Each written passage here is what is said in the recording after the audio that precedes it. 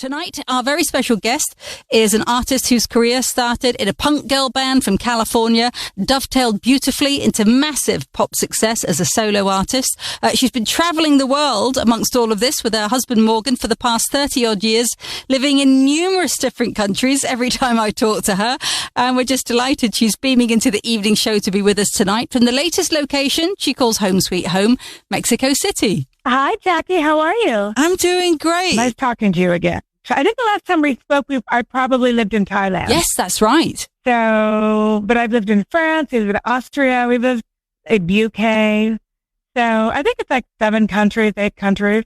And this is the last one. We love it here, and it's it for us. Well, I can understand why. Saw some gorgeous pictures of you online celebrating your birthday there recently. So a happy belated birthday too. Oh, yes, I did. Thank you. What a beautiful way to top off what's been such a successful year so far for you. I know you, just a week or so ago, finished up your American tour in your home state of California. You were here in the UK touring earlier in the year, of course, and you brought out a new record, an EP called Kismet, all the songs written by the legendary Diane Warren.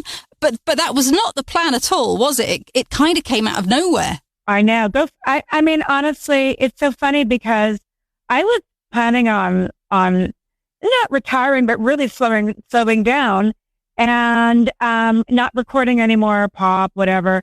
And my son ran into Diane Warren about a year and a half ago at a Starbucks. Right. And she said, "What is your mom doing? And let's call her." So they called me and she said, "Come down to the studio. I have some songs for you." And I was thinking, do I really want to do that? Because that's a big commitment. But yeah, once you sign on. Oh yeah. So I went down to the studio at a courtesy, and oh my God, I can't believe these songs. So I recorded them in the last year, and here I am talking about it. And it's all just very strange and kind of magical, actually. Climbing the walls, hungry for something that satisfies my soul.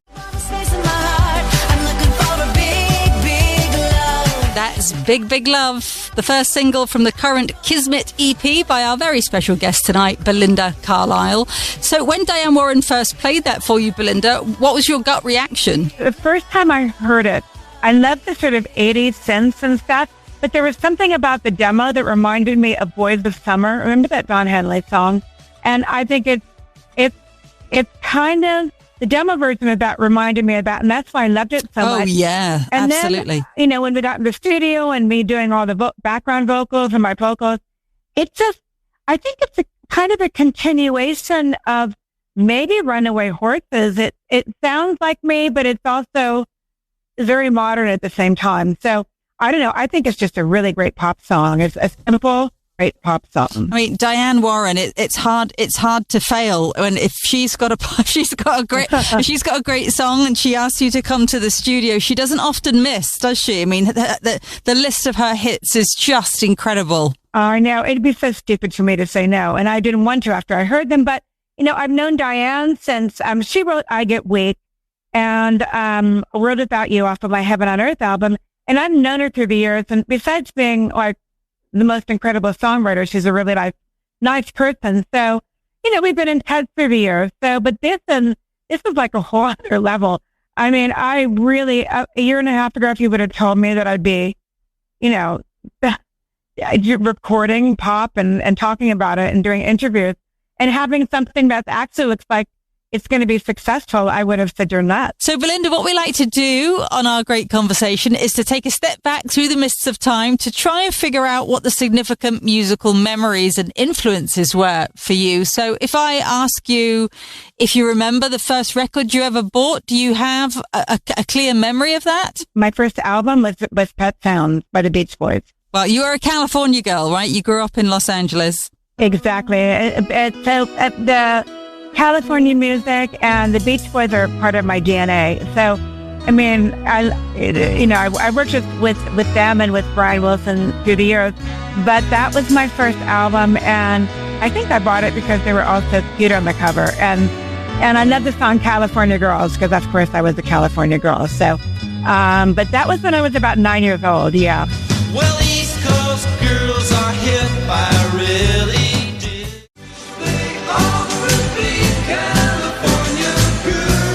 1965, California Girls was a hit for the Beach Boys, and it was the first album ever bought by tonight's very special guest, Belinda Carlisle, when she was a pretty young kid.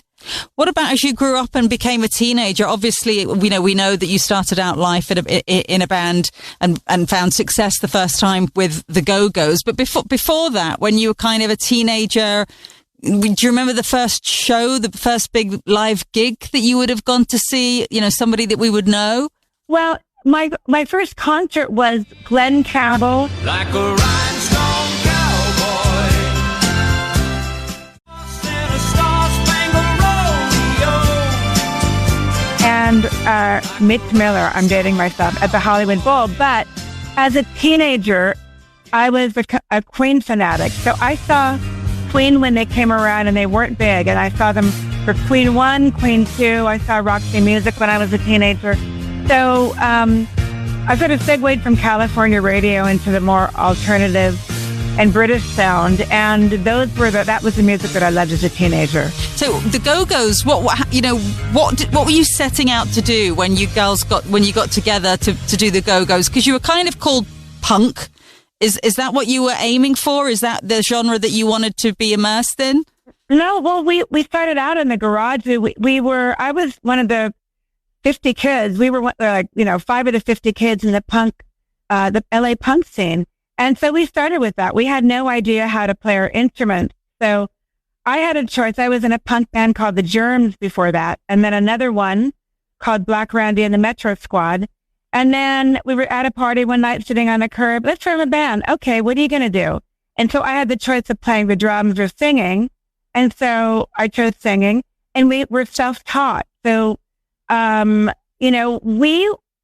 because of all, three of us growing up in Southern California, we always had that sense of California melody. So even the very early Go-Go's, it was a punk band, but we had the same sort of melodic sense as like the Buzzcocks or like the Clash. There was always melody, but we came from the punk scene, and we weren't aiming to be punk. That's what we were from the very beginning.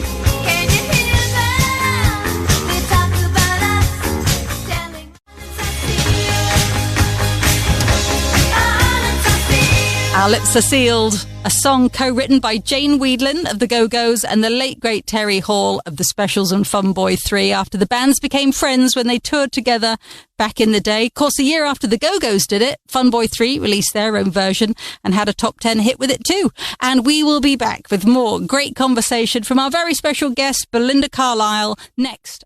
Welcome back to the evening show with Jackie Brambles. Tonight, it's just you, me, and our very special guest, Belinda Carlisle, beaming in from her home in Mexico City, cozying on in for a great conversation and a wander through her musical memories. Before the break, Belinda, we were talking about the beginning of the Go-Go's. Were there any established female artists on that punk scene then that you admired as you were starting out with the band? I remember I loved Debbie Harry. And that was she was my queen, and yeah, I loved, Chrissie Hynde and the way she phrased. I paid attention a lot to the way these singers, they sung and the way they used their phrasing. So, when we were recording Beauty and the Beat, our first album, I remember being on the subway and just really listening to, especially Debbie Harry. I worshipped her. So I guess in some ways I would try to emulate her, but I can never be her because she's Debbie Harry, and we were ourselves. We never tried to be anybody really but ourselves. But she was definitely my hero.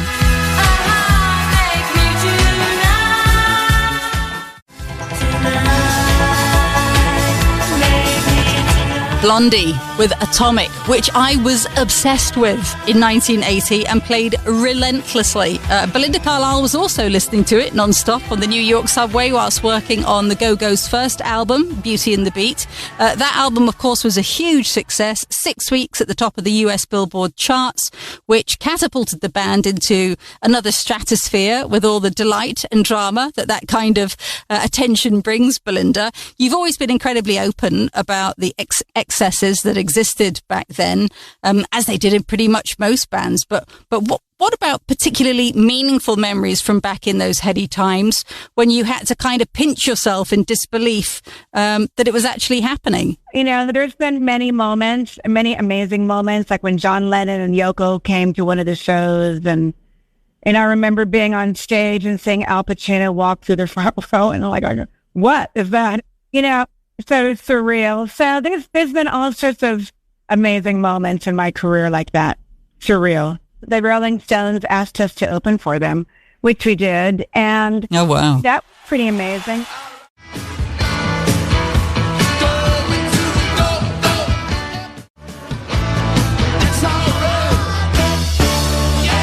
The Rolling Stones going to a go-go and supported on their 1981 tour by the Go-Go's.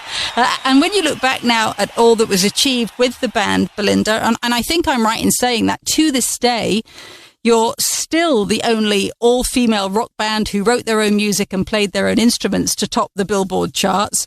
Lots of proud memories for you. Well, I think the one that comes to mind is when we got a star on Hollywood Boulevard. That was pretty amazing. And then 2 years ago, or a year and a half ago, we were inducted into the Rock and Roll Hall of Fame. So, you know, there's been many moments in my career like that. Surreal. As you said, that sort of getting inducted into the Rock and Roll Hall of Fame was a lovely way to kind of complete that circle, and you sort of, you know, hang up the go-go boots, but with a great deal of pride and lots of fond memories. Absolutely. It felt it cemented the legacy, and yeah, I mean, that was a great way to sort of say farewell, actually. Absolutely. So when it came to forging ahead with your solo career after the Go-Go's, did you have a game plan? Did you know which direction you wanted to go in? You know, I've always winged it as I went along. I never think about what everything I've ever done has not been really contrived. I mean, I guess when you, like, for instance, my first solo album, I just jumped right into it. I had no idea. I was kind of flailing around, and luckily I worked with people who were really supportive. And then after I did it, I thought, what have I done? Oh my God. You know, and you know, when Heaven came along, I mean, I met Rick Knowles and we just recorded it, but I never really, nothing was ever really super contrived. I just kind of went with the flow, and even with this project, it's just going with the flow, but I've never had like this grand master plan that it's going to be like this and I'm going to do that and that and that. It's never been like that. I don't know why. Yeah. It's the way I am. I think sometimes that not trying too hard actually, and then it flows to you if you can stand still long enough and let stuff come to you, right? Yeah, I think that's been my experience because I've never I mean, you just kind of let it go and see what happens, and that's always been my attitude. And I've always been really lucky that good things have happened. You know, sometimes bad things happen, of course, too, but I've had a lot of good things. Do you remember, you know, when the first solo hit big, and you were just sort of did a Top of the Pops in the UK? Do you have a clear memory of that Top of the Pops? That was all kind of a blur, but I remember being in the UK quite a bit. And that particular doing Heaven is a Place on Earth, I don't remember the episode, but I just remember that song did change my life completely. And I remember I always looked at Top of the Pops as being like, you know, that was like it, you know, for any artist, and about just how surreal it all was. That whole first album was, I mean, it was pretty magical, everything that happened around that album. Ooh, baby, do you know what that's worth? Ooh,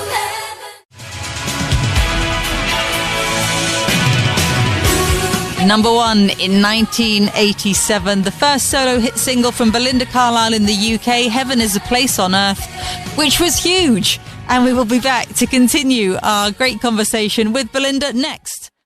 Welcome back to the evening show with Jackie Brambles, where it's just you, me, and our very special guest, Belinda Carlisle, who is beaming in from her home in Mexico City as we all get together for a great conversation. Belinda, as you mentioned before the break, the solo album Heaven on Earth changed absolutely everything for you. No more so than here in the UK, where it was absolutely massive. Did that bring with it some more unique memorable moments for you? Well, I think the one thing that comes to mind with the album is I was invited to do the Prince's Trust.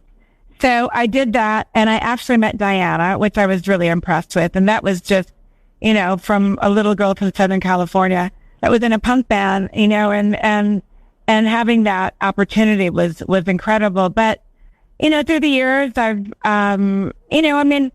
even though I do, I left the Go-Go's and did my own music, it's always been a big part, like the music that I do now or have done after the Go-Go's was a lot like the music that I listened to on California radio. So it was never a big departure from me. It was the punk, because I was born a contrarian, and I loved the energy of punk rock, and I also loved Les melodies. So, it all sort of meshed together and it all worked. And it was, it's a lot of cool things have happened through the years that have been, like with my French album, that seemed the most logical sort of step after doing all the English speaking pop. So it's all, I don't know, it's been quite a career of ups and downs, and, some things that are predictable and some not, Of course. Have you done many collaborations over the years? I worked with so many people. I mean, George Harrison, Brian Wilson, Lindsey Buckingham, Michelle Phillips. I mean, the Smithereens, the Lemonheads, B-52s. Wow. Pretzels, Madness. I mean, I've worked with so many people through the years. I mean, amazing artists. And that's just a few, really. Brian Setzer, Susanna Hoff. Close your eyes, give me your hand. Eternal Flame, The Bangles, with Susanna Hoffs on lead vocals, of course, who's written several songs for you over the years. As you said, the list of artists that you've worked with is long and lush. Was there a particular full circle moment for you in amongst those experiences? A track off of the Woman and the Man album called California, and Brian Wilson does all the background vocals. And I've, worked on his albums, sung backgrounds, and I asked him if he would do this, and it was like one of the highlights of my career, and one of the more emotional moments of my career also, because he's been always a big part of my life and my childhood, and really defined my taste in music. I remember I was in the tanning salon when I heard That's California with Brian Wilson of the Beach Boys on backing vocals. I love that track.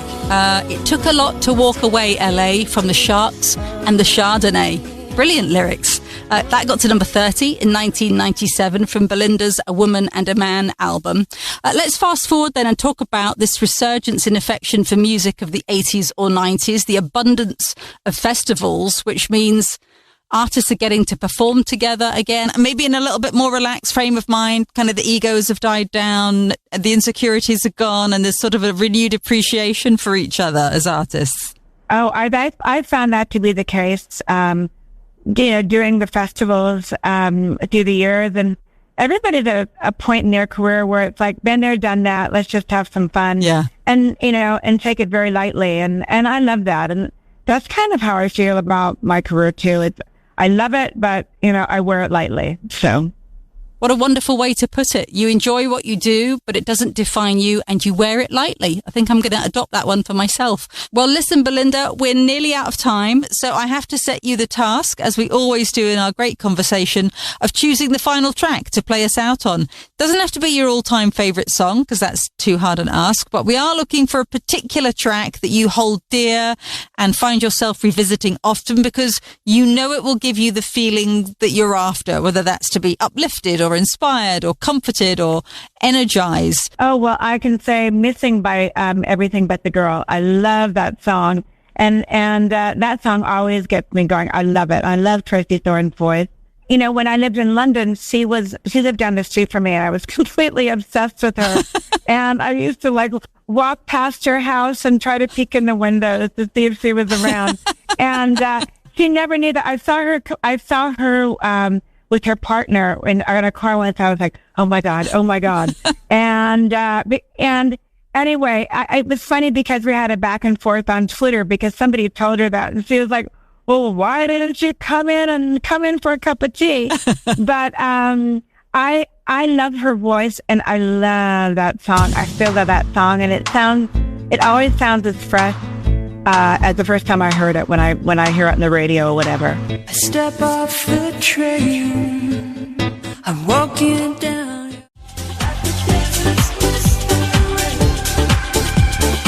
Oh, great choice. Absolutely. An unexpected choice. I love that. And the story of you stalking Tracy Thorn as well. Yeah, I did, actually. Yeah. Belinda, thank you so much for taking the time. I know you're back on our shores early next year on tour with Rick Astley in February. So wishing you all the very best for the rest of this year. And we'll look forward to seeing you here in 2024. Oh, thank you. And hopefully we'll see each other again and talk again one of these days. I hope so, Belinda. All the best. Take care. Thank you. Bye. Belinda Carlisle, what a lovely lady.